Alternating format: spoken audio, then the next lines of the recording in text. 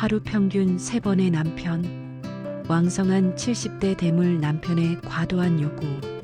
저는 이정숙입니다. 올해 65이죠. 남편이 세상을 떠난 지 10년이 넘었습니다.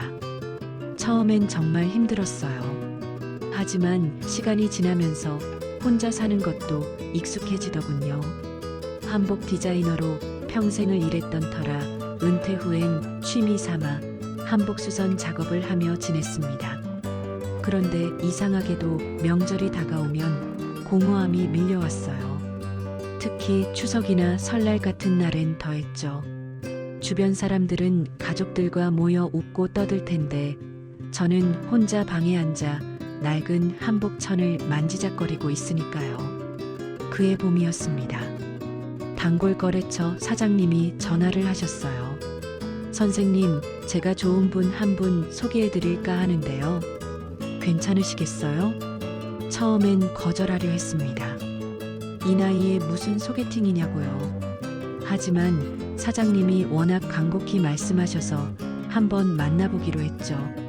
약속 장소는 인사동 근처 조용한 찻집이었습니다. 들어서니 창가 자리에 한 남자분이 앉아 계셨어요.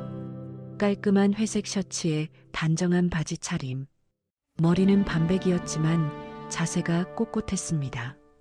이정숙 선생님이시죠? 저는 정혜원입니다. 악수를 청하는 그의 손은 따뜻했어요. 목소리도 부드러웠고요. 은퇴한 대학 총무과장입니다. 지금은 집에서 책이나 읽으며 지내고 있죠. 대화를 나누면서 저는 조금씩 마음이 열리는 걸 느꼈습니다. 정혜원 씨는 말투에 교양이 묻어났어요. 무엇보다 제 이야기를 귀 기울여 들어주셨죠. 한복 디자인을 하셨다고요? 대단하십니다. 요즘 같은 시대에 우리 전통을 지키려는 분들이 얼마나 소중한데요. 그의 칭찬에 저도 모르게 미소가 지어졌습니다. 차 한 잔을 마시는 동안 우리는 많은 이야기를 나눴어요. 그는 클래식 음악을 좋아했고 등산도 즐긴다고 했습니다. 저도 가끔 산에 올라가곤 했기에 공통점이 있었죠. 이정숙 선생님처럼 단정하고 고든 분은 처음 뵙네요. 그가 조심스럽게 건넨 말이었습니다. 얼굴이 화끈 달아올랐어요. 이 나이에도 누군가의 칭찬이 이렇게 부끄러울 줄 몰랐죠. 헤어질 때쯤 정혜원 씨가 물었습니다. 다음 주에 한 번 더 뵐 수 있을까요? 이번엔 제가 좋아하는 전시회에 같이 가시면 어떨까 해서요. 저는 잠시 망설였습니다. 하지만 그의 진지한 눈빛을 보니 거절할 수가 없었어요. 좋아요. 그럼 다음 주에 뵙죠. 집으로 돌아오는 길, 저는 이상한 기분이 들었습니다. 가슴 한쪽이 간지럽고 설렜어요. 10년 만에 처음 느껴보는 감정이었죠. 그날 밤 거울 앞에 서서 제 모습을 한참 들여다봤습니다. 주름진 얼굴, 흰 머리카락. 하지만 눈가에 미소가 걸려 있었어요. 이 사람이라면 마지막 인연일지도 몰라. 그렇게 생각하니까 조심스럽게 기대가 생겼습니다. 다음 주 전시회도 그 다음 주 산책도 즐거웠어요. 정혜원 씨는 늘 먼저 연락했고 약속 시간을 정확히 지켰습니다. 문을 열어주고 무거운 짐을 들어주는 배려도 잊지 않았죠. 2달쯤 지났을까요? 어느 날 저녁 정혜원 씨가 진지한 표정으로 말했습니다. 정숙 씨, 저는 당신과 함께 여생을 보내고 싶습니다. 결혼해 주시겠어요? 갑작스러운 청혼이었지만 제 대답은 정해져 있었어요. 네, 좋아요. 그의 손을 잡았을 때 10년간 잠들어 있던 제 마음이 다시 깨어나는 것 같았습니다. 이제 더 이상 혼자가 아니라는 안도감, 누군가와 함께 밥을 먹고 이야기를 나누고 웃을 수 있다는 기쁨. 저는 그날 정말 행복했습니다. 하지만 그때의 저는 몰랐어요. 이 따뜻해 보이는 남자 뒤에 어떤 그림자가 숨어 있는지, 그리고 그 그림자가 제 삶을 얼마나 깊이 파고들지. 아직은 그저 설레고 기쁘고 감사한 마음뿐이었습니다. 결혼식 날짜가 잡혔습니다. 석 달 후였어요. 준비할 게 많지 않았죠. 저는 화려한 걸 원하지 않았고 정혜원 씨도 조촐하게 하자고 했습니다. 양가 친척 몇 명, 가까운 친구 한두 명만 초대했어요. 정숙 씨, 우리 나이에 번거로운 건 하지 말아요. 소박하게 하는 게 좋죠. 정혜원 씨의 말에 저도 동의했습니다. 사실 그게 더 마음 편했어요. 결혼식장은 작은 예식장이었습니다. 하얀 꽃들이 수수하게 장식되어 있었죠. 드레스 대신 저는 제가 직접 만든 연분홍 한복을 입었어요. 거울 앞에 섰을 때 가슴이 두근거렸습니다. 정말 내가 다시 결혼을 하는구나. 식은 30분도 안 걸렸습니다. 주례 선생님 말씀도 짧았고 축가도 없었어요. 하지만 정혜원 씨가 제 손을 잡았을 때 그 온기가 참 좋았습니다. 오래오래 행복하게 사세요. 거래처 사장님이 웃으며 축하해 주셨어요. 몇 안 되는 하객들도 박수를 쳐주셨죠. 식이 끝나고 우리는 간단한 식사를 했습니다. 한정식집이었어요. 정혜원 씨는 제 옆에 앉아 계속 음식을 권했습니다. 많이 드세요. 오늘은 특별한 날이니까요. 그의 배려가 고마웠어요. 하지만 긴장해서인지 음식이 잘 넘어가지 않았습니다. 오후가 되자 우리는 정혜원 씨 집으로 향했습니다. 아니, 이제는 우리 집이었죠. 제 짐은 이미 며칠 전에 옮겨놓은 상태였어요. 아파트는 깔끔했습니다. 30평대 중반쯤 되는 크기였죠.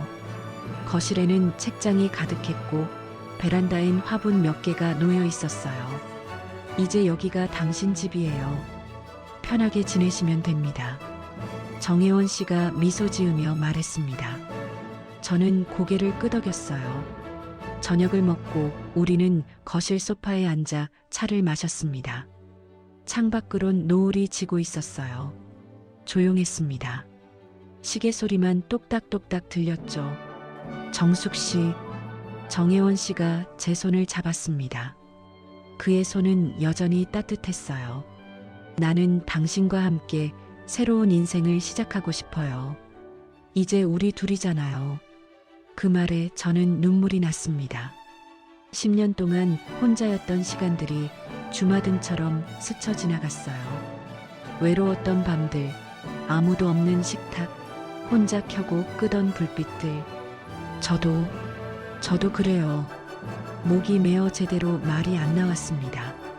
정혜원 씨는 제 어깨를 가만히 안아주었어요. 밤이 깊어졌습니다. 방으로 들어갈 시간이 됐죠. 긴장되더군요. 이 나이에도 첫날 밤이라는 게 어색하고 떨렸습니다. 침실은 단정했어요. 크림색 침대 커버, 작은 스탠드, 옷장. 창문 너머로 도시의 불빛이 보였습니다. 정숙 씨 앉으세요. 정혜원 씨가 침대 끝을 가리켰습니다. 저는 조심스럽게 앉았어요. 심장이 빠르게 뛰었죠. 정혜원 씨는 제 맞은편에 앉았습니다. 그리고 제 두 손을 잡았어요.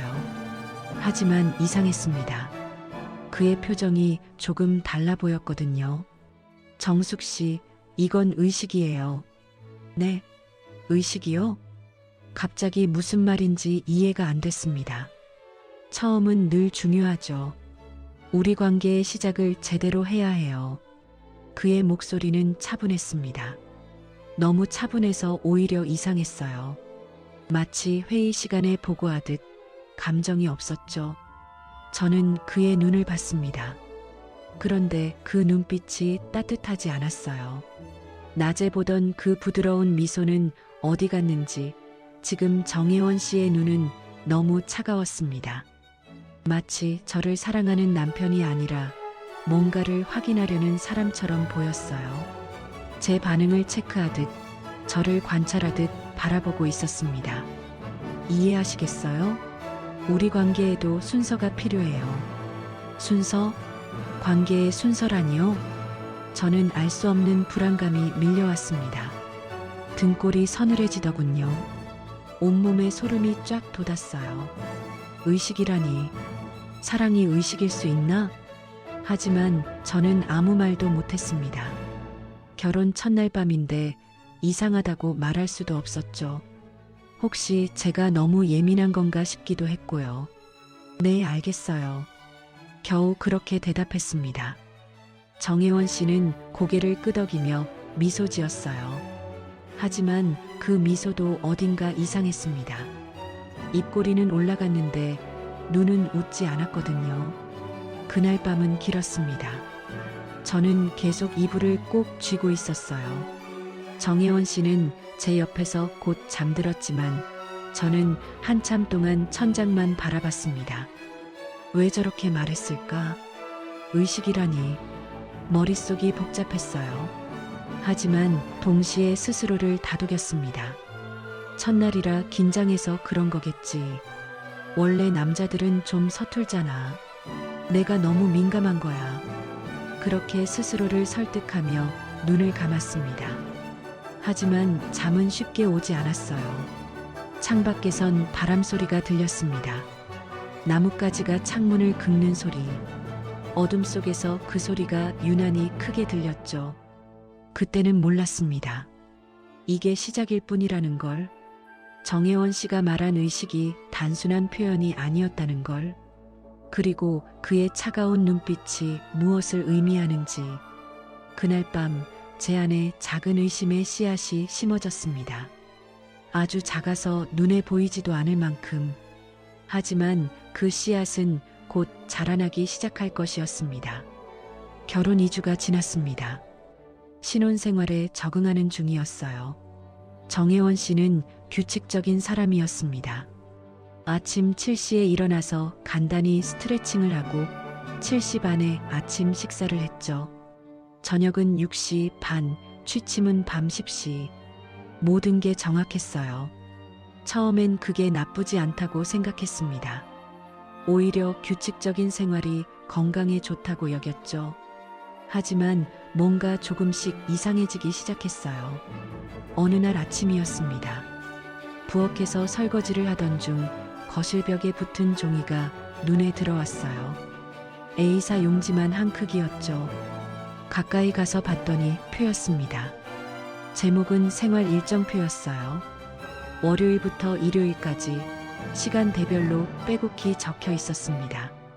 아침 식사 시간, 청소 시간, 빨래 시간, 장보기 시간, 심지어 외출 가능 시간까지 정해져 있었어요.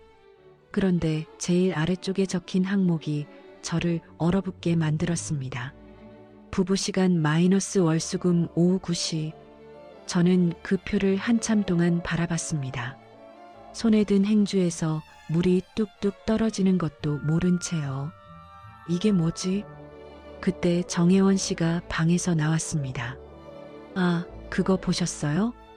그는 태연하게 웃으며 다가왔어요.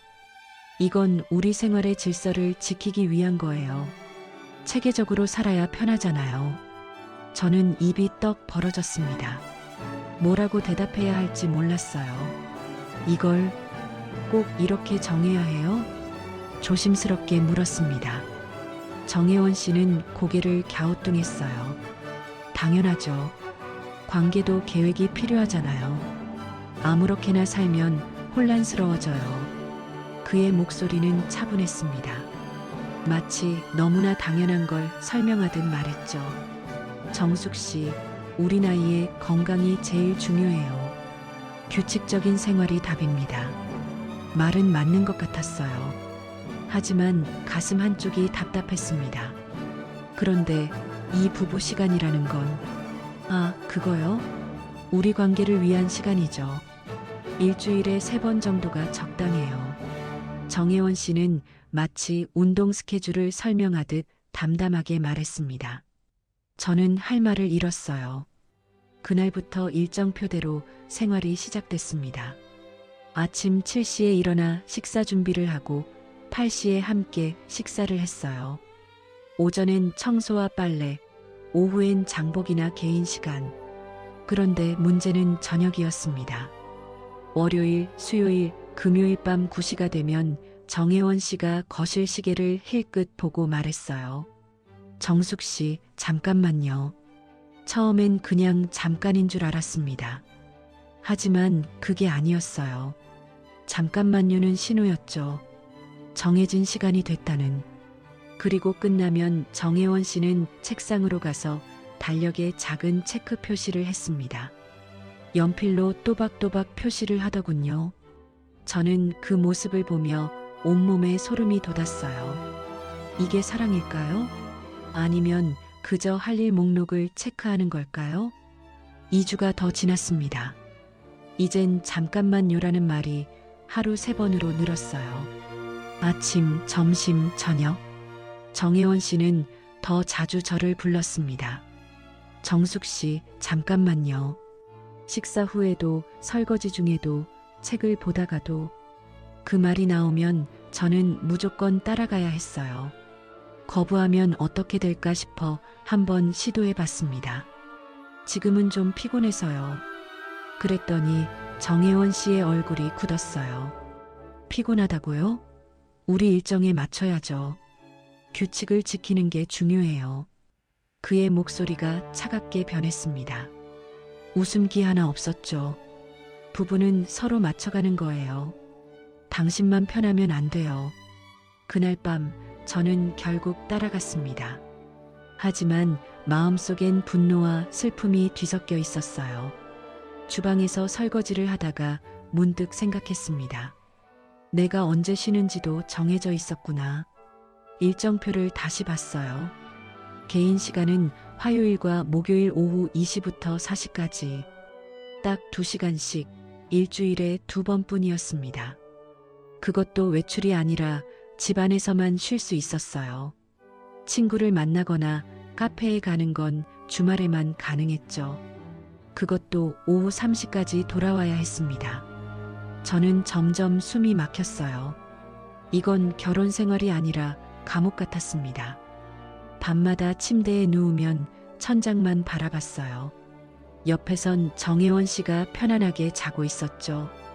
코까지 골면서요. 이 사람이 날 사랑하는 걸까?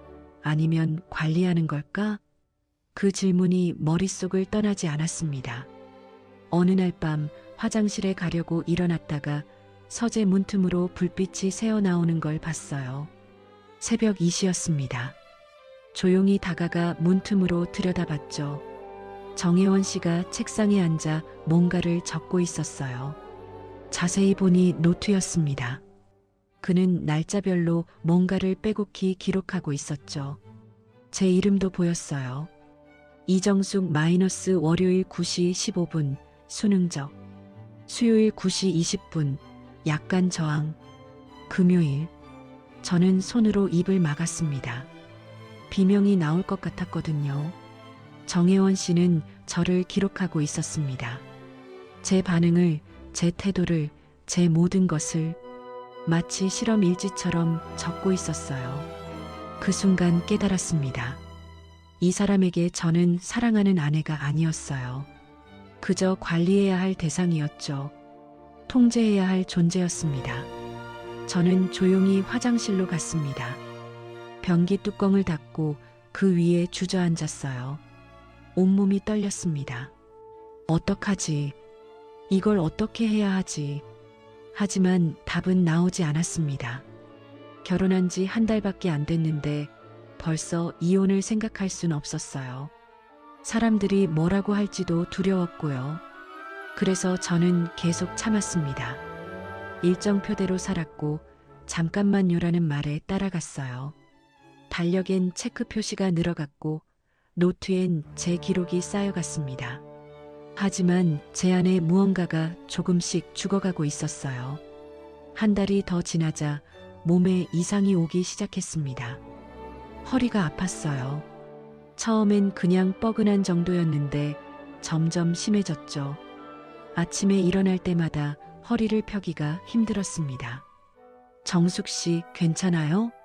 표정이 안 좋은데. 정혜원 씨가 물었지만 저는 고개를 저었어요. 아니에요. 괜찮아요. 하지만 괜찮지 않았습니다. 설거지를 하다가도 허리가 끊어질 것 같았고 청소할 때도 몸을 구부릴 수가 없었어요. 스트레스 때문이었죠. 긴장된 생활, 통제당하는 일상, 숨 쉴 틈 없는 규칙들. 그게 모두 몸으로 왔습니다. 결국 병원에 갔어요. 의사 선생님은 허리 디스크 초기 단계라고 했습니다. 스트레스 관리를 잘 하셔야 해요. 물리치료도 받으시고 푹 쉬는 게 좋겠습니다. 집에 돌아와 정혜원 씨에게 말했죠. 허리 치료를 받아야 한대요. 잠시 요양원에 입원하려고요. 요양원이요? 집에서 쉬면 되잖아요. 아니에요. 제대로 치료받고 싶어요. 제 목소리가 단호했습니다. 정혜원 씨는 잠시 저를 바라보더니 고개를 끄덕였어요. 그래요. 그럼 빨리 나으세요. 일주일 후 저는 강남에 있는 한 요양원에 입원했습니다. 조용한 곳이었어요. 1인실을 배정받았고 창밖으론 작은 정원이 보였죠. 정혜원 씨 없이 혼자 있으니 숨통이 트이는 것 같았습니다. 아침에 눈을 떠도 일정표를 확인할 필요가 없었어요. 잠깐만 요라는 말도 들리지 않았고요. 이틀째 되던 날이었습니다.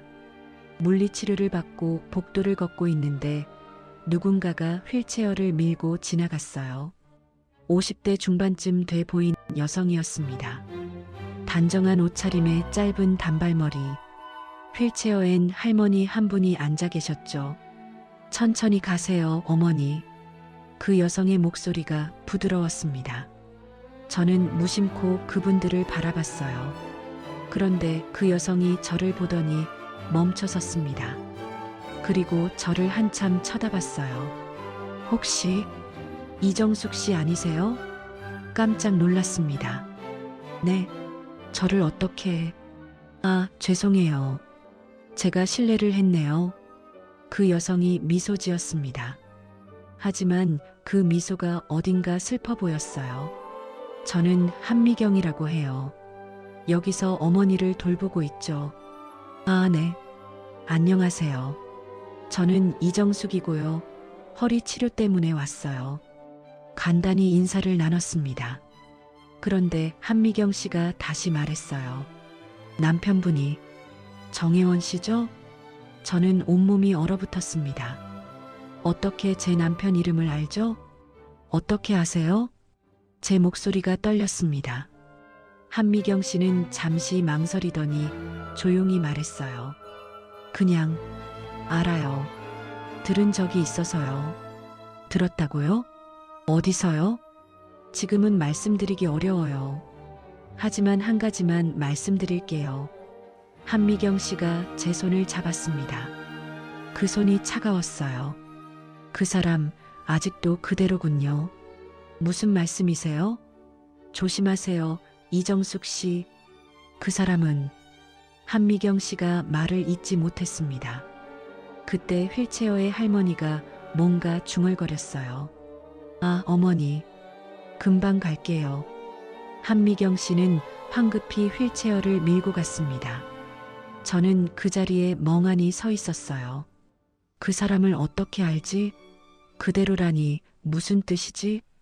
머릿속이 복잡했습니다. 가슴이 두근거렸고 뭔가 불안한 예감이 들었어요. 그날 밤 잠을 이룰 수가 없었습니다. 한미경 씨의 말이 계속 맴돌았죠. 다음 날 아침 일찍 일어나 복도를 서성였어요. 한미경 씨를 다시 만나고 싶었습니다. 더 자세한 이야기를 듣고 싶었죠. 하지만 복도에도 정원에도 식당에도 없었어요. 간호사에게 물었습니다. 혹시 한미경 씨 보셨어요? 휠체어 타신 어머니 모시는 분이요. 아, 그분이요? 어제 퇴원하셨어요. 어머니 상태가 좋아지셔서 집으로 가셨다고 하더라고요. 퇴원이요? 어제요? 네, 저녁에 급하게 나가셨어요. 저는 허탈했습니다. 왜 아무 말도 안 하고 가신 걸까요? 방으로 돌아와 침대에 앉았어요. 창밖을 멍하니 바라보고 있는데 문득 탁자 위에 뭔가 놓여 있는 게 보였습니다. 어제는 없었던 건데요. 흰 봉투였어요. 가까이 가서 봤더니 제 이름이 적혀 있었습니다. 이정숙 씨에게라고. 손이 떨렸습니다. 조심스럽게 봉투를 열었어요. 안에는 사진 한 장이 들어 있었습니다. 반으로 찢어진 사진이었죠. 흑백 사진이었어요. 젊은 시절의 정혜원 씨가 보였습니다. 30대 초반쯤 돼 보였죠. 그 옆에 한 여인이 서 있었어요. 한복을 입은 여성이었습니다. 미소 짓고 있었고 정혜원 씨 팔짱을 끼고 있었어요. 사진 가장자리가 찢어져 있었습니다. 누군가 일부러 찢은 것 같았어요. 저는 사진을 뒤집어 봤습니다. 뒷면에 글씨가 적혀 있었죠. 낡은 펜으로 쓴 것 같았어요. 글씨가 떨려 있었습니다. 그 사람을 믿지 마세요. 딱 그 한 줄이었습니다. 저는 사진을 꽉 쥐었어요. 손에서 땀이 났습니다. 가슴이 서늘해지더군요. 이 여자는 누구지? 한미경 씨가 왜 이걸 남긴 거지? 사진 속 여인을 다시 봤습니다. 자세히 보니 한미경 씨와 닮은 것 같기도 했어요. 아니, 같은 사람일 수도 있었습니다. 젊었을 때의 한미경 씨가 아닐까요? 그렇다면 한미경 씨는 정혜원 씨를 알았던 게 아니라 함께 사진을 찍을 정도로 가까웠던 사이였다는 뜻이었습니다. 전 부인인가? 아니면 연인이었나? 질문들이 꼬리에 꼬리를 물었어요. 그날 오후 저는 요양원 원무과에 전화했습니다. 혹시 한미경 씨 연락처 알 수 있을까요? 죄송합니다. 개인정보라서 알려드릴 수가 없어요. 그럼 주소라도. 그것도 어렵습니다. 양해 부탁드려요. 전화를 끊고 한숨을 쉬었습니다. 막막했어요. 저녁이 됐습니다. 정혜원 씨가 면회를 왔어요. 좀 나아졌어요? 네, 괜찮아요. 저는 태어난 척했습니다. 하지만 마음속으론 정혜원 씨를 관찰했어요. 이 사람이 숨기고 있는 게 뭘까? 한미경 씨는 누구지? 정혜원 씨는 평소처럼 담담했습니다. 과일을 깎아주고 이런저런 이야기를 했죠. 일정표대로 생활하고 있어요. 당신 없으니 좀 불편하지만요. 그 말에 제 가슴이 철렁했습니다. 일정표? 그 끔찍한 통제의 상징. 곧 퇴원할 거예요. 그래요. 빨리 집으로 와요. 정혜원 씨가 웃었습니다. 하지만 저는 그 웃음이 이제 무섭게 느껴졌어요. 면회가 끝나고 정혜원 씨가 돌아갔습니다. 저는 다시 사진을 꺼내봤어요. 그 사람을 믿지 마세요. 그 한 줄이 계속 머릿속을 맴돌았습니다. 잠을 청했지만 쉽게 오지 않았어요. 창밖은 어두웠습니다. 멀리서 구급차 사이렌 소리가 들렸죠. 그 소리가 유난히 슬프게 들렸습니다. 저는 이불을 뒤집어 쓰고 눈을 감았습니다. 하지만 머릿속엔 온통 의문뿐이었어요. 한미경 씨는 누구일까? 왜 경고를 남긴 걸까? 정혜원 씨는 과거에 무슨 일을 한 걸까? 답을 찾아야 했습니다. 이대로 돌아갈 순 없었어요. 일주일 후 퇴원했습니다. 허리는 많이 나아졌지만 마음은 더 무거웠어요. 집에 돌아오니 정혜원 씨가 현관에서 기다리고 있었습니다. 다 나았어요? 이제 다시 우리 일정대로 생활하면 되겠네요. 그 말에 저는 아무 대답도 하지 못했어요. 일정표? 그 단어만 들어도 숨이 막혔습니다. 짐을 풀고 방에 들어갔습니다. 모든 게 제자리에 있었어요. 침대, 옷장, 책상. 하나도 바뀌지 않았죠. 하지만 제 마음은 완전히 달라져 있었습니다. 한미경 씨가 남긴 사진과 경고.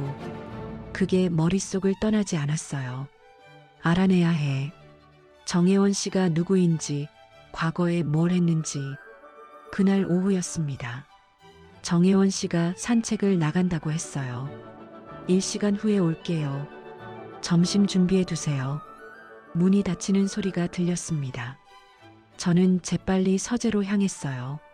서재는 항상 잠겨 있었습니다.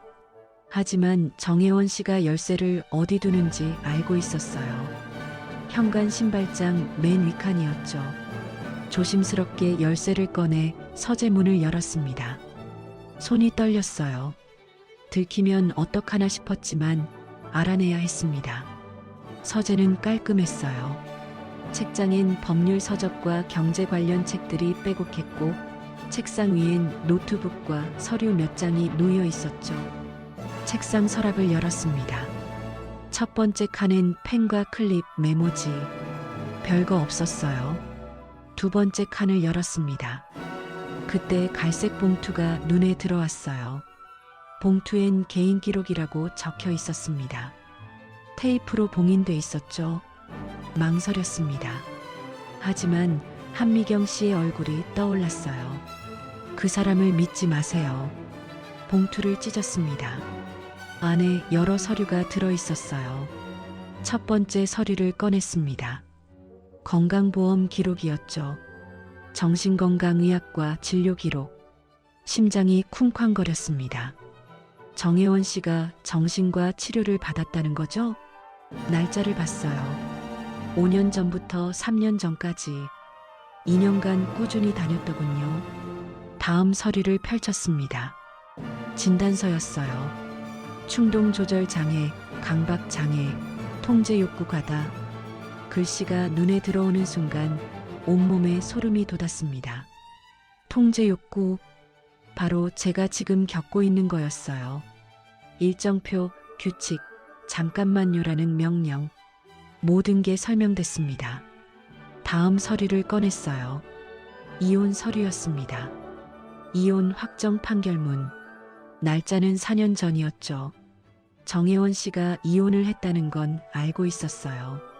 하지만 구체적인 내용은 몰랐습니다. 판결문을 읽었습니다. 원고 김는피고 정혜원의 지속적인 통제와 감시로 인해 심각한 정신적 고통을 받았으며 이름이 검은 마커로 지워져 있었어요. 하지만 김씨 성을 가진 여자였다는 건 알 수 있었죠.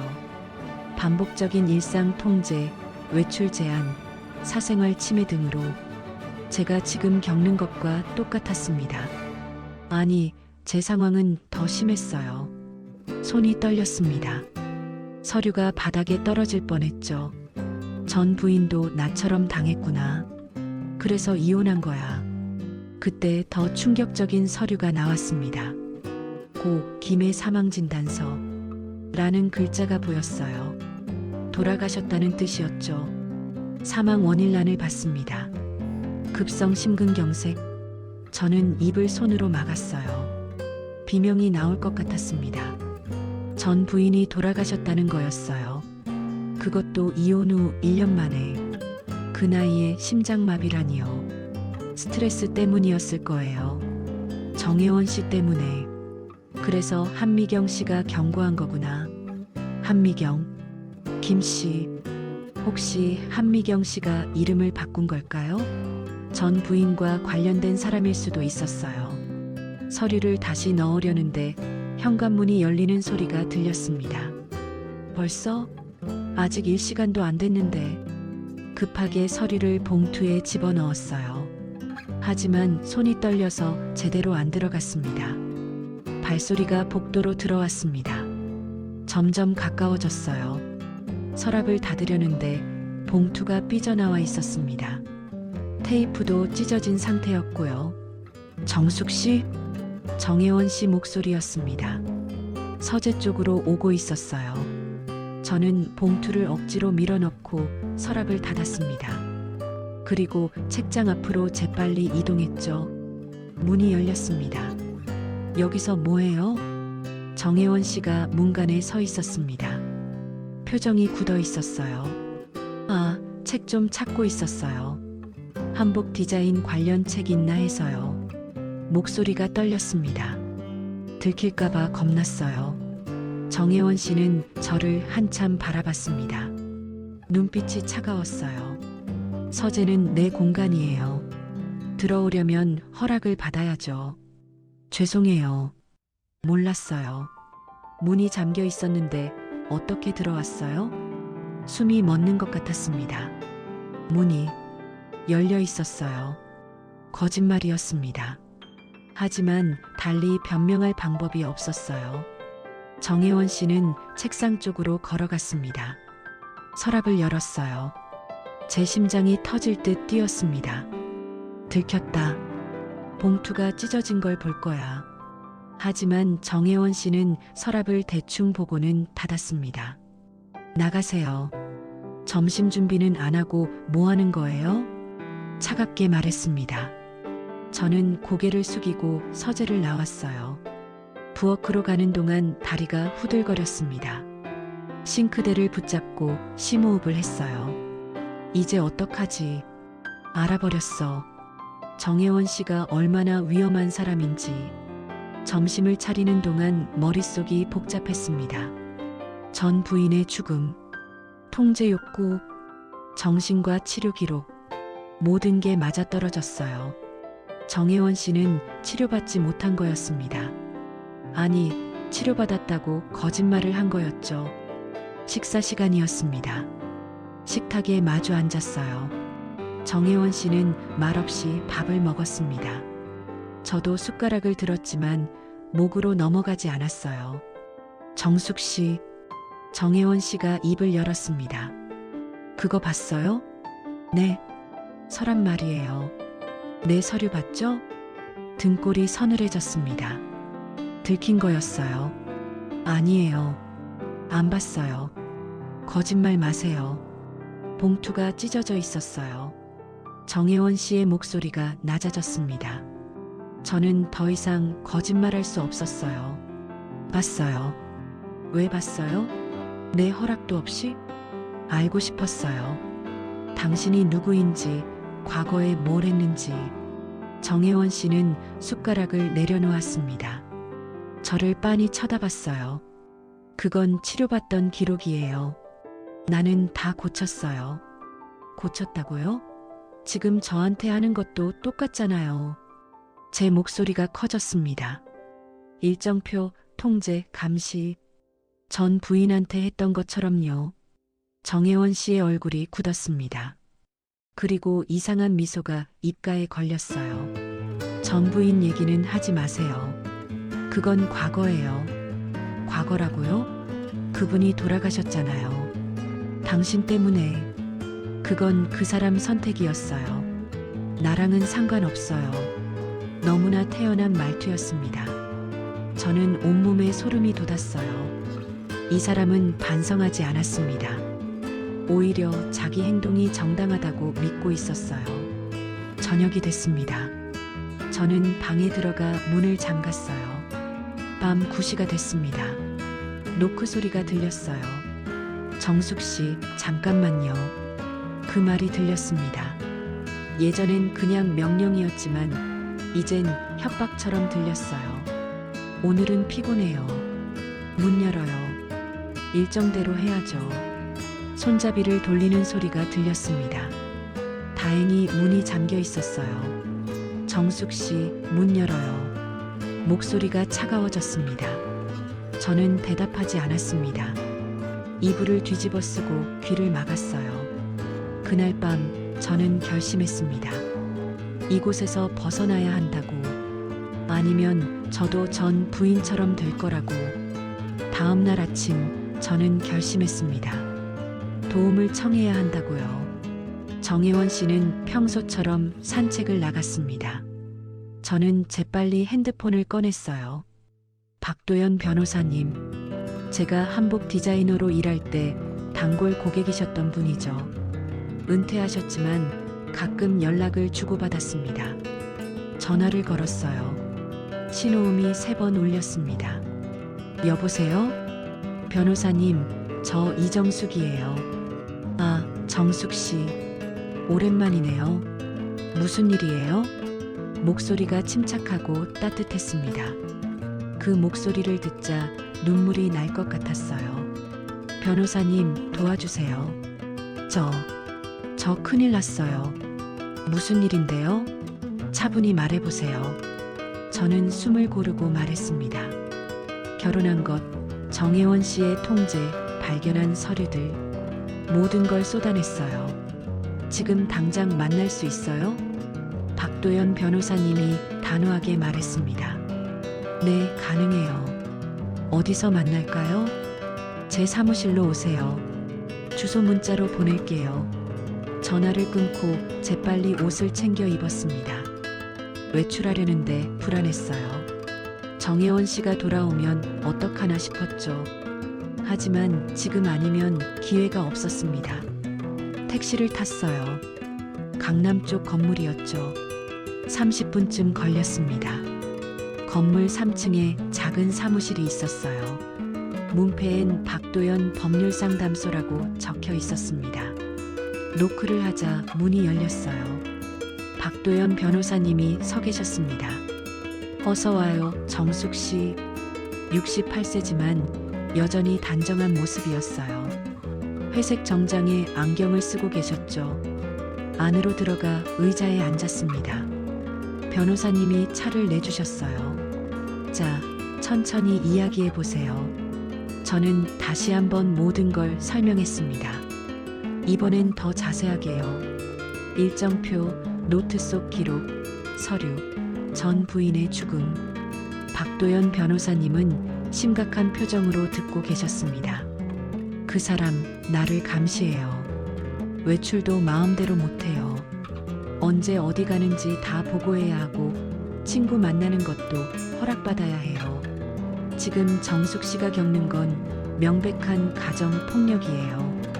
신체적 폭력이 아니라 정신적, 정서적 폭력이죠.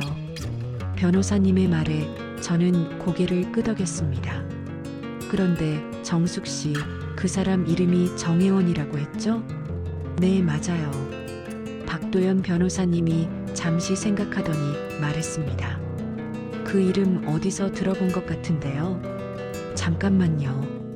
컴퓨터를 켜고 뭔가를 검색하기 시작했어요. 키보드 소리가 사무실에 울렸습니다. 있네요. 정혜원. 4년 전 이혼 소송 기록이 있어요. 전 부인이요? 네. 그런데 여기 재산 분할 관련 기록도 있네요. 이상한데요. 변호사님의 표정이 굳어졌습니다. 뭐가 이상한데요? 전 부인 명의로 된 아파트와 예금이 모두 정혜원 씨 명의로 넘어갔어요. 이혼하면서요. 그게 이상한 건가요? 보통은 재산 분할을 하잖아요. 그런데 여기선 전 부인이 모든 걸 포기한 것처럼 돼 있어요. 아니면요? 강제로 빼앗긴 거죠. 협박이나 강요로요. 제 등에 식은땀이 흘렀습니다. 그 사람 전 부인 재산 전부 자기 명의로 돌렸다는 얘기가 법조계에 돌았어요. 당시에 좀 문제가 됐었죠. 박도연 변호사님이 심각하게 말했습니다. 그럼 저도 위험한 거예요? 당연하죠. 정숙 씨 재산이 얼마나 되는지 모르겠지만 조심해야 해요. 저는 가슴이 철렁했습니다. 한복 작업실을 팔아서 모은 돈이 있었거든요. 억대가 넘는 금액이었죠. 재산은 어떻게 관리하고 있어요? 아직 제 명의로 돼 있어요. 통장도 제가 갖고 있고요.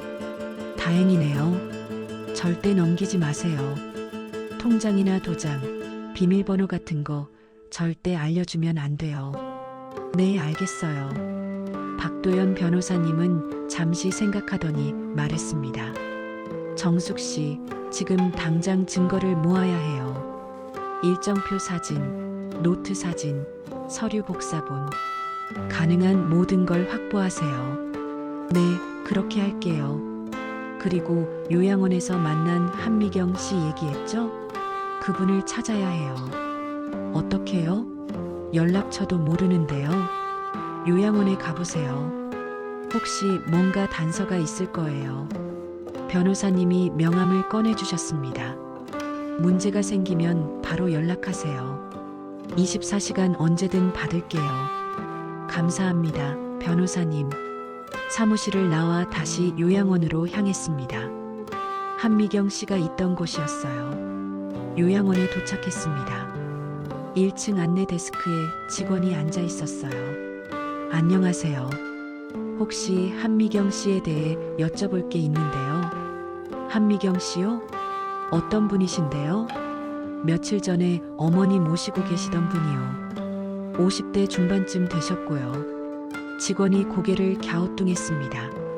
아, 잠깐만요. 확인해 볼게요. 컴퓨터를 보더니 말했어요. 여기 기록엔 보호자 이름이 김은희로 돼 있는데요. 김은희요? 한미경이 아니라 김은희였습니다. 가명을 쓴 걸까요? 그분 연락처 알 수 있을까요? 죄송하지만 개인정보라서요.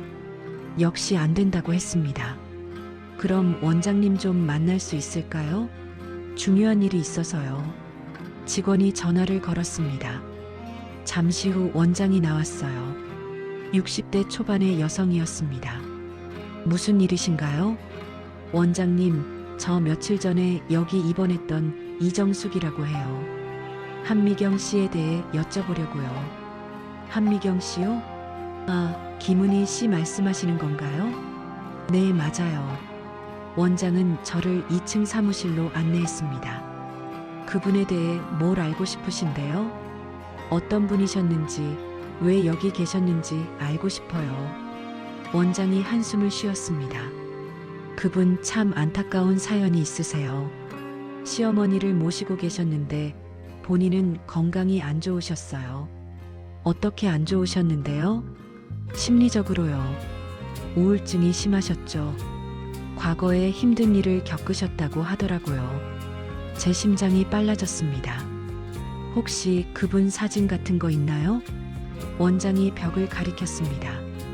복도에 액자들이 걸려 있었어요. 저기 봉사자분들 사진이 있어요. 찾아보세요. 저는 일어나 복도로 나갔습니다.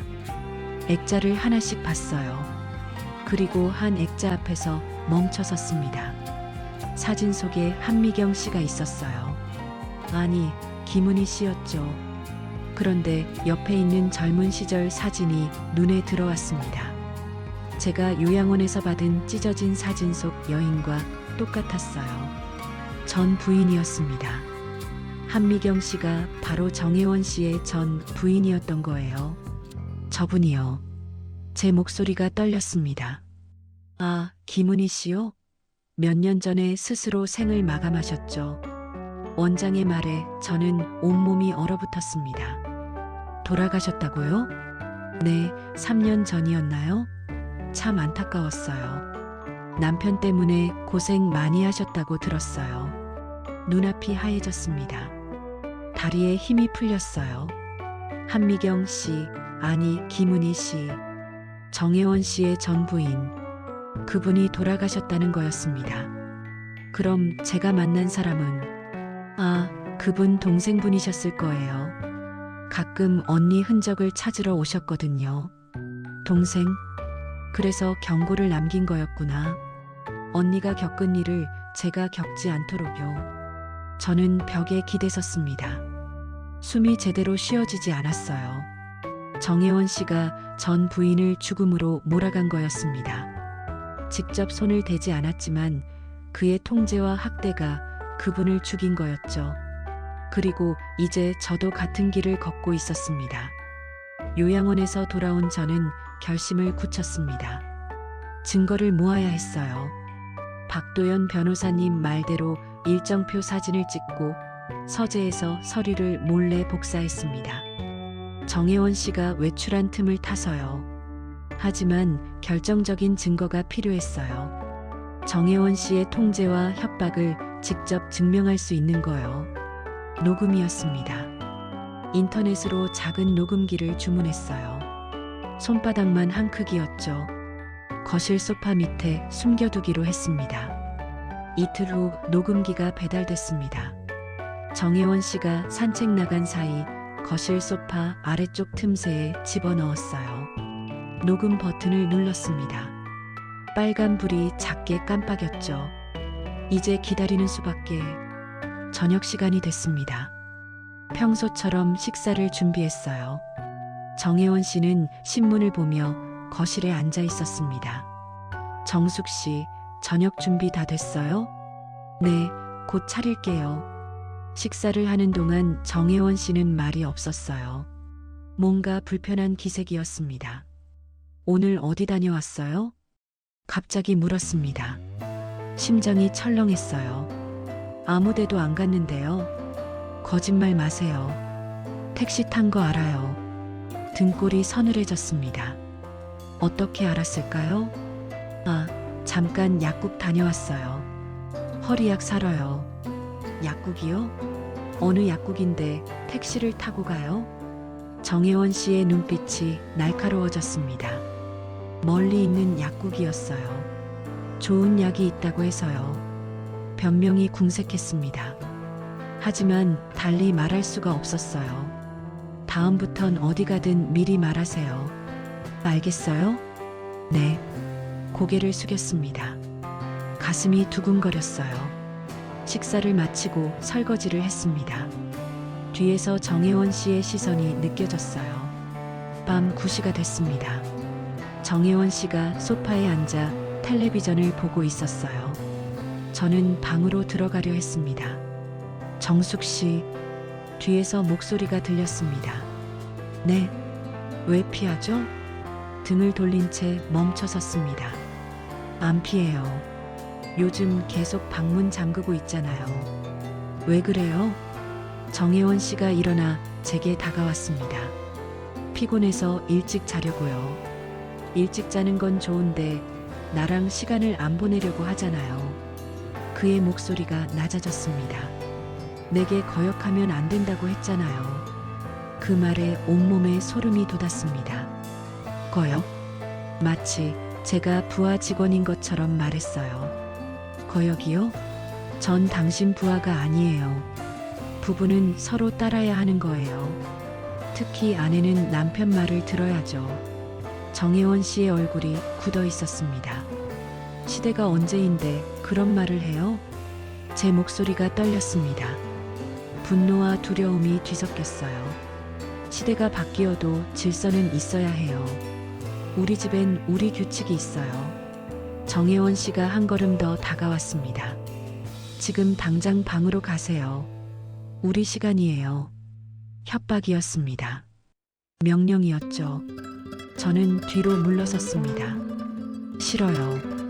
오늘은 정말 피곤해요. 정숙 씨, 나를 화나게 하지 마세요. 그의 눈빛이 차갑게 변했습니다. 이건 부부의 의무예요. 거부할 수 없어요. 그 순간 녹음기가 소파 밑에서 모든 걸 기록하고 있다는 생각이 들었습니다. 당신이 원하는 게 뭐예요? 사랑이에요? 아니면 통제예요? 같은 거예요.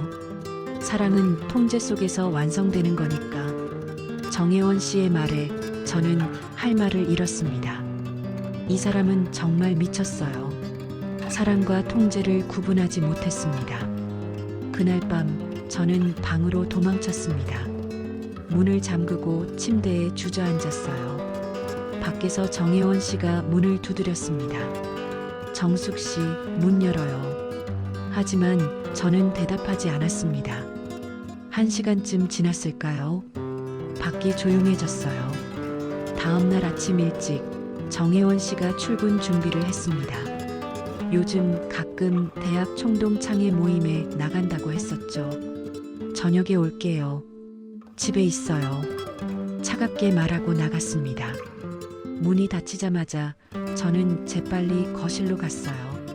소파 밑에서 녹음기를 꺼냈습니다. 재생 버튼을 눌렀어요. 정혜원 씨의 목소리가 선명하게 들렸습니다. 내게 거역하면 안 된다고 했잖아요. 이건 부부의 의무예요. 거부할 수 없어요. 사랑은 통제 속에서 완성되는 거니까. 모두 녹음돼 있었습니다. 완벽한 증거였어요. 저는 녹음기와 복사한 서류, 사진을 가방에 넣었습니다. 그리고 박도연 변호사님께 전화했어요. 변호사님, 증거 다 모았어요. 잘했어요. 지금 바로 오세요. 사무실로 향했습니다. 변호사님께 녹음 파일과 모든 서류를 전했어요. 이걸로 끝낼 수 있겠죠? 제 목소리가 떨렸습니다. 박도연 변호사님은 서류를 꼼꼼히 보셨습니다. 녹음도 들으셨죠? 충분해요. 이혼 소송 들어갈 수 있어요. 정신적 학대, 통제, 협박. 모두 입증 가능합니다. 감사합니다, 변호사님. 정숙 씨, 이제 마지막 단계예요. 집에 가서 당당하게 맞서세요. 더 이상 피하지 마세요. 고개를 끄덕였습니다. 집으로 돌아왔어요. 저녁 시간이 다가오고 있었습니다. 서랍을 뒤지다가 낯선 립스틱을 발견했어요. 제 거였다면 기억할 텐데 처음 보는 색깔이었습니다. 이게 뭐지? 립스틱을 들고 거실로 나왔습니다. 정혜원 씨가 막 들어오고 있었어요. 다녀왔어요. 평소처럼 인사했습니다. 하지만 저는 식탁에 립스틱을 탁 올려놓았어요. 이건 뭐예요? 정혜원 씨의 얼굴이 굳었습니다. 뭔데요? 이건 당신이 데려온 여자 거예요. 제 목소리가 차갑게 나왔습니다. 정혜원 씨는 잠시 망설이더니 말했어요. 그건 일이야. 단순한 위로였다고. 위로요? 그게 당신의 사랑이에요? 정숙 씨, 오해하지 마요. 그냥 총동창회에서 만난 사람이에요. 오해가 아니에요. 당신 전 부인도 이렇게 당했겠죠. 통제당하고, 감시당하고, 배신당하고. 정혜원 씨의 얼굴이 일그러졌습니다. 전 부인 얘기는 하지 말라고 했잖아요. 목소리가 커졌습니다. 왜요? 당신이 죽인 거나 마찬가지잖아요. 내가 죽였다고? 말 조심해요. 정혜원 씨가 소리쳤습니다. 당신 통제 때문에 돌아가신 거예요. 이제 나도 알아요. 모든 걸 다요. 당신이 뭘 안다는 거예요? 병원 기록, 이혼 서류, 재산 문제. 다 알아요. 그리고 녹음도 했어요. 당신이 날 협박한 거요. 정혜원 씨의 얼굴이 창백해졌습니다. 녹음이라고? 네. 증거 다 모았어요. 이제 끝이에요. 저는 침착하게 말했습니다. 더 이상 두렵지 않았어요. 이혼할 거예요. 변호사도 선임했어요. 정혜원 씨는 한참 동안 저를 바라봤습니다. 그리고 웃었어요. 차가운 웃음이었죠. 좋아요. 마음대로 하세요. 가방을 들고 현관으로 향했습니다. 하지만 후회할 거예요. 나 없이 살 수 있을 것 같아요? 문을 열며 마지막으로 말했습니다. 혼자 사는 게 당신이랑 사는 것보다 100배 나아요. 문이 쾅 닫혔습니다. 정혜원 씨가 나갔어요. 저는 그 자리에 주저앉았습니다. 온몸이 떨렸지만 동시에 후련했어요. 드디어 끝이 보였습니다. 이혼 소송은 생각보다 빨리 진행됐습니다. 박도연 변호사님이 모든 증거를 법원에 제출했어요. 녹음 파일, 일정표, 정신과 기록, 전 부인 관련 서류. 하나하나가 정혜원 씨의 통제와 학대를 증명했죠. 정혜원 씨 측 변호사는 반박했습니다. 하지만 증거 앞에서 무너졌어요. 재판은 2번 열렸습니다. 2번째 재판에서 판사는 판결을 내렸어요. 이혼을 허가합니다. 그 말을 듣는 순간 가슴이 뻥 뚫리는 것 같았습니다. 재산 분할 문제가 남았어요. 변호사님은 정혜원 씨가 가진 재산 중 일부를 청구하자고 했습니다. 하지만 저는 거절했어요. 필요 없어요. 제 돈만 지키면 돼요. 정숙 씨, 당신 권리예요. 받으셔야죠. 아니에요. 그 사람 돈 한 푼도 받고 싶지 않아요. 그 돈엔 전 부인의 피눈물이 섞여 있잖아요. 박도연 변호사님은 한참 저를 바라보시더니 고개를 끄덕이셨습니다. 알겠어요. 당신 뜻대로 하죠. 한 달 후 모든 게 정리됐습니다. 이혼 확정 판결문을 받았어요. 그날 법원 계단에 앉아 하늘을 봤습니다. 구름이 천천히 흘러가고 있었어요. 자유였습니다. 드디어 자유를 되찾은 거였죠. 하지만 서울엔 더 이상 있고 싶지 않았습니다. 정혜원 씨와 보냈던 시간들이 곳곳에 남아 있었거든요. 새로운 곳에서 다시 시작하고 싶었어요. 강원도 평창을 선택했습니다. 예전에 한복 전시회 때문에 방문했던 곳이었죠. 공기가 맑고 조용했던 게 기억났어요. 집을 알아봤습니다. 작은 한옥이 하나 나왔어요. 방 2개에 마당이 있는 집이었죠. 가격도 적당했습니다.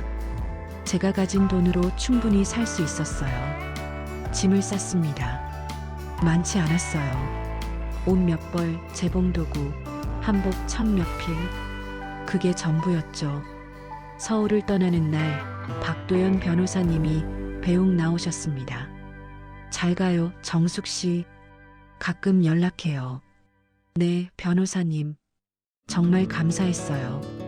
고생 많았어요. 이제 행복하게 사세요. 포옹을 나눴습니다. 눈물이 날 것 같았지만 참았어요. 버스에 올라 창밖을 봤습니다. 서울의 빌딩들이 점점 멀어졌어요. 평창에 도착했습니다.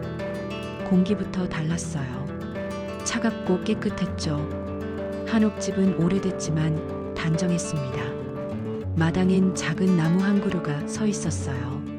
짐을 풀고 방을 정리했습니다. 한쪽 방을 작업실로 만들기로 했어요. 낡은 재봉틀을 꺼내 놓았습니다. 10년 넘게 쓴 거였죠. 페달을 밟아봤어요. 딱딱 소리를 내며 잘 돌아갔습니다. 이제 다시 시작이야. 동네 사람들에게 인사를 다녔습니다. 다들 친절했어요. 한복 수선하신다고요? 잘 됐네요. 우리 동네엔 그런 분이 없었거든요. 이웃 할머니가 웃으며 말씀하셨어요. 일주일 후 집 앞에 작은 간판을 달았습니다. 정숙 한복방. 손으로 직접 쓴 간판이었어요. 어설펐지만 정이 갔습니다. 첫 손님이 왔어요. 중년 여성이었죠. 치마 길이 좀 줄여주실 수 있어요? 물론이죠. 언제까지 필요하세요? 급하지 않아요. 천천히 해주세요. 손님이 웃으며 말했습니다. 서울에서는 다들 급했거든요. 하지만 여기는 달랐어요. 재봉틀 앞에 앉았습니다. 치마를 펼쳐놓고 치수를 쟀어요. 바늘에 실을 끼웠습니다. 한 땀 바느질을 시작했죠. 이상하게도 마음이 편안했어요. 인생의 찢어진 자리를 다시 꿰매는 것 같았습니다. 정혜원 씨와의 시간은 악몽이었어요. 하지만 그 악몽이 저를 더 강하게 만들었습니다. 이제 저는 누구의 통제도 받지 않았어요. 아침에 일어나고 싶을 때 일어나고, 먹고 싶을 때 먹고, 쉬고 싶을 때 쉬었죠. 일정표도 없었어요. 달력에 체크 표시도 없었습니다. 그저 저 혼자 제 마음대로 제 시간을 살았어요. 겨울이 지나고 봄이 왔습니다. 마당에 작은 꽃들이 피기 시작했어요. 이름 모를 들꽃들이었죠. 어느 날 오후였습니다. 재봉틀 앞에 앉아 작업하고 있는데 문이 열렸어요. 안녕하세요. 익숙한 목소리였습니다. 고개를 들었죠. 박도연 변호사님이 서 계셨어요. 변호사님, 깜짝 놀라 일어났습니다. 어떻게 여기까지 오셨어요? 궁금해서요. 잘 지내나 싶어서요. 변호사님이 웃으며 말씀하셨어요. 들어오세요. 차라도 한 잔 드릴게요. 거실로 안내했습니다. 따뜻한 차를 내드렸어요. 여기 공기 참 좋네요. 그죠? 저도 여기 와서 많이 나아졌어요. 얼굴이 밝아졌어요. 이제 웃네요. 변호사님의 말에 저는 웃었습니다. 자연스럽게 나온 웃음이었어요. 네, 이제야 제대로 웃을 수 있게 됐어요. 정혜원 씨는 어떻게 됐는지 알아요? 아니요, 관심 없어요. 알고 싶지도 않고요. 고개를 저었습니다. 다행이네요. 그 사람 요즘 다른 여자 만난다던데요. 그럴 줄 알았어요. 또 누군가를 통제하려 하겠죠. 씁쓸했지만 제 문제는 아니었어요. 그분이 불쌍해요. 하지만 제가 할 수 있는 건 없죠. 박도연 변호사님은 차를 한 모금 마시고 주위를 둘러봤어요. 여기서 뭐 하며 지내요? 한복 수선하고 가끔 새 한복도 만들어요. 손님이 많진 않지만 먹고 살만해요. 그거면 됐죠. 돈보다 마음이 편한 게 중요하니까요. 맞아요. 이제야 알았어요. 진짜 중요한 게 뭔지요. 변호사님과 오랜 시간 이야기를 나눴습니다. 서울 소식도 듣고 앞으로 계획도 이야기했어요. 해가 지기 시작했습니다. 변호사님이 일어나셨어요. 이제 가봐야겠어요. 다음에 또 올게요. 네, 언제든 오세요. 항상 환영이에요. 현관까지 배웅했습니다. 변호사님이 문을 나서다 멈춰 서셨어요. 정숙 씨, 네, 당신 정말 잘했어요. 그때 용기 낸 거요. 감사해요, 변호사님. 변호사님 덕분이에요. 아니에요. 당신 힘이었어요. 변호사님이 손을 흔들며 떠나셨습니다. 저는 마당에 서서 하늘을 봤어요. 별들이 하나둘 나타나고 있었습니다. 작업실로 돌아가 재봉틀 앞에 앉았어요. 반쯤 완성된 한복 저고리가 놓여 있었죠. 바늘을 들고 다시 바느질을 시작했습니다. 한 땀 한 땀, 천천히 정성스럽게. 이번엔 진짜 제 인생을 제 손으로 바느질하고 있었어요. 누구도 제 바늘을 멈출 수 없었습니다. 누구도 제 실을 자를 수 없었죠. 이제 저는 자유로웠습니다. 진짜로요. 창밖으로 봄바람이 불어왔어요. 커튼이 살랑살랑 흔들렸습니다. 저는 미소 지으며 바느질을 이어갔습니다. 새로운 인생이 시작된 거였어요. 이번엔 정말로 제가 원하는 대로